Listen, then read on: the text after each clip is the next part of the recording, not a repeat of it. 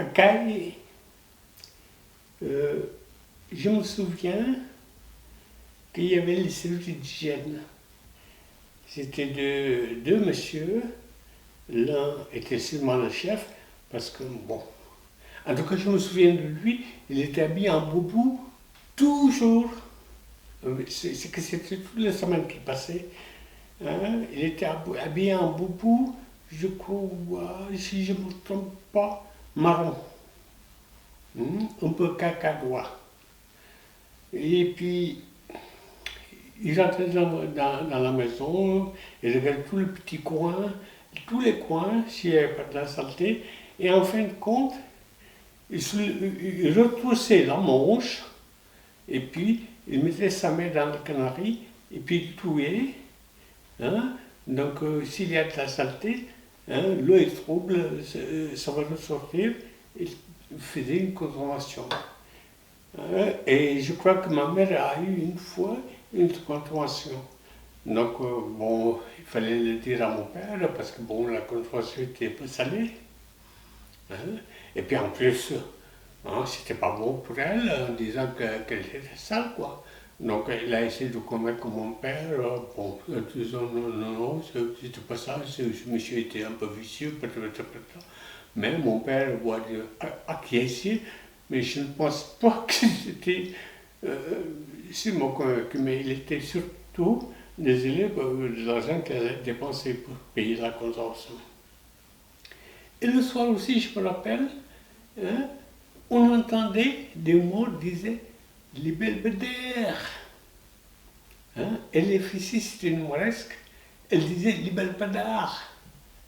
Ça, c'était bon signe, parce qu'à chaque fois que j'entendais ça, hein, c'est qu'il y avait du lait. Parce que c'était les Maures qui vendaient et les Mauresques qui vendaient le lait. Donc ils venaient de l'autre côté du fleuve à Kaindi. Donc il y avait un petit pont, un très petit pont. Hein. Donc en saison de pluie, on ne voyait plus le pont. Mais en Saint-Jean, c'est au pont que vous pouvez passer par soit par le pont, soit ils traversaient à pied le fleuve, parce que bon, il n'y avait presque pas d'eau. Mais ça, je me rappelle toujours le belvédère. Hein, les femmes disaient le belvédère.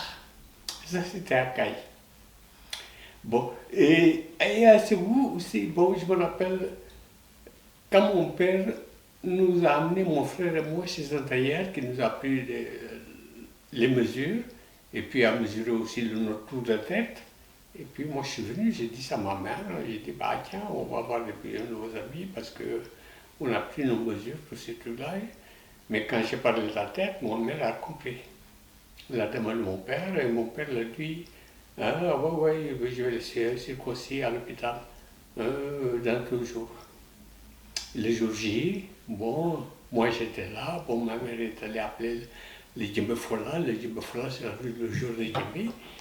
Donc, il est venu devant la porte, il a commencé à dire, mais les femmes, on fait un accoutrement, on commence à danser, parce que ma mère elle a dit, ben ouais, que ces 2 enfants vont être circoncis. Donc, on a commencé à jouer. Donc, ma mère, et puis ils ont demandé à ma mère de danser. Ma mère ne voulait pas. Bon, et puis il y en a une qui a dit, ah ben c'est normal, hein, il faut lui jouer du rythme sénégalais. Hein. Or, ma mère n'est même pas Wolof, ma mère est peur. Nous, on est peur, quoi. Bon, mais comme nous, on venait du Sénégal, donc on est certainement des Wolofs. Parce que pour les Maliens en général, le Sénégal, c'est les Wolofs. Bon, même si au Sénégal, il y a plusieurs techniques. Donc, le Djembefola, moi, j'ai joué du rythme sénégalais. Et puis ma mère a dansé. Mais entre nous, hein, on dit que le noir a le rythme dans la peau, et ma mère n'avait pas le rythme dans la peau. Parce qu'elle dansait mal, même. Tout le monde était content parce qu'elle a fait des pas de danse sénégalaise. Bon, voilà, tout le monde dit, ah, bravo, bravo. Ah, la Wolof. Mais sincèrement, c'était pas dans la danse sénégalaise, ça. Bon, bref. Et puis mon père nous a appelés, on est parti à l'hôpital. Hein, et moi, je devais passer le premier, comme j'étais le plus âgé. Alors là, problème, j'étais pas décolleté. Hein?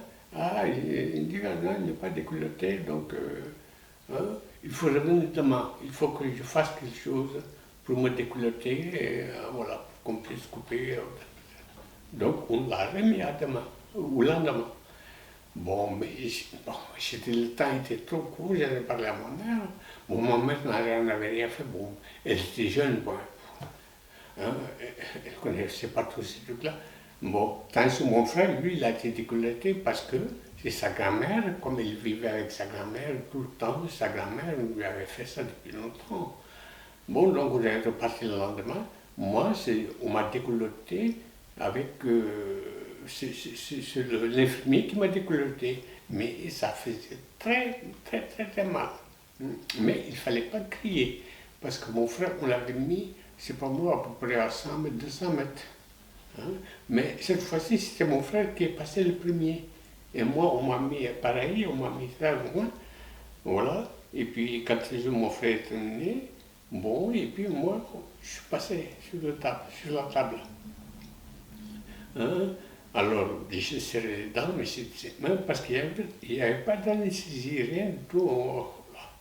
Bon. Après, on est rentré à la maison. Bon, il y avait un de nos copains qui était plus âgé que nous, donc lui qui était déjà circoncis, c'est lui qui nous servait le gardien. Donc il veillait à qu'on soit bien, bien assis sur la natte. Hein. Si on se couche, qu'on se couche bien, hein, pas ni à droite ni à gauche, mais on se couche tout droit, parce que paraît-il que c'est à cette période-là, hein, qu'on prend des habitudes et ça va rester pour toute la vie. Par exemple, si on marchait, par exemple, courbé, et puis on tenait le boubou pour qu'il ne se frotte pas sur notre petite lèvre. Hein. Donc voilà, il fallait se redresser, marcher droit, ne pas écarter les jambes, tout. Bon, il nous servait tout ça, et puis il nous guidait, quoi. Et puis on avait un truc, moi je me rappelle plus comment ça s'appelle, mais un bout de bois. C'est avec ce bout de bois qu'on serrait qu'on tenait pour quelqu'un qui veut nous serrer la main, on lui tendait ça. Hein, donc il le serrait comme ça. Bon. Et puis on se couchait, il y avait aussi un couteau, un petit couteau qu'on mettait sous l'oreiller. Bon, paraît-il que cette période-là, on est vulnérable pour qu'on nous jette des sorts. Et qu'il n'y a rien qui peut nous protéger à part ce petit couteau-là qu'on mettait sous l'oreiller. Et puis, on s'amusait aussi parce qu'on nous avait fabriqué deux petits instruments. Hein, c'était des coupures de calebasse. Mis au milieu, il y en avait 5 ou 6. Donc, qu'on mettait dans un bout de bois, ça fait tchac, tchac, tchac, tchac.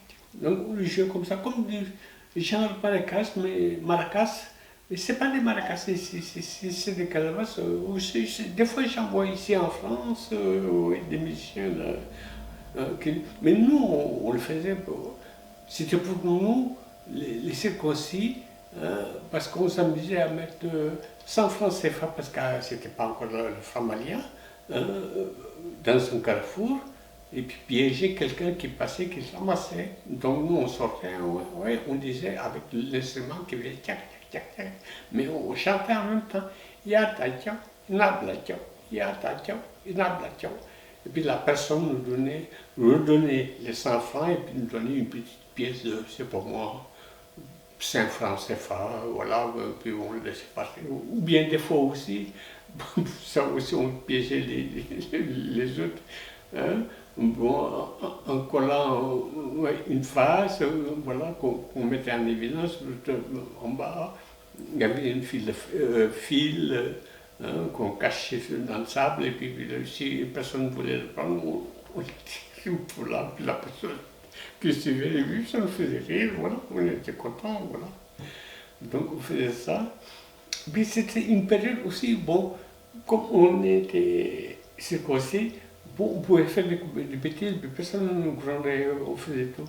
Moi, par exemple, le soir, quand on voyait quelqu'un qui était bien habillé, on se moquait de lui, on disait, Te fait baravinia, souffle que baouya.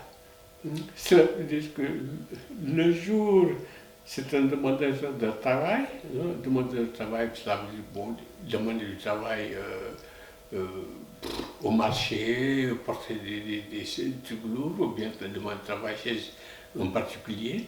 Et le soir, Tubaouya. Tubaouya, ça veut dire il s'habille en blanc. Hein, Tubaouya, ouais, donc voilà, on se moquait de lui, voilà, oui. Puis mais on ne se moquait pas de lui devant lui, hein. On restait bien chez nous, hein. Et puis on le criait très fort. Voilà. Hein, parce que ben, si on l'avait dit devant lui, ben, je crois que même qu'on soit protégé, il serait capable de nous donner une bonne tarte. Hein, voilà quoi, bref. Et puis, une fois aussi, j'ai entendu mes parents dire que sur le fleuve, à une certaine heure, il y a une femme peule, une très belle femme, hein, qui essaie d'attirer les hommes, essaie de draguer les hommes, mais surtout pas la draguer, parce que c'est pas un être humain, c'est le génie du fleuve. Hein. Donc, bon, quelque chose comme ça, bon moi j'ai jamais vu, mais bon, les parents disent, bon, qu'ils l'ont déjà vu une fois, bon, peut-être, pas, là je ne sais pas du tout, mais je pense que dans tous les pays africains, en Afrique, dans certaines grandes villes, il y a toujours un génie, hein, du fleuve. Par exemple, en Côte d'Ivoire, il y a Mami Wata. Hein. Au Sénégal, il y a Lac Daour, hein, à Pékin, Dakar, quoi. Et à Saint-Louis, hein, il y a Oumou Kassel, hein, qui sont les génies de la ville. Bon, on y croit ou on n'y croit pas, voilà.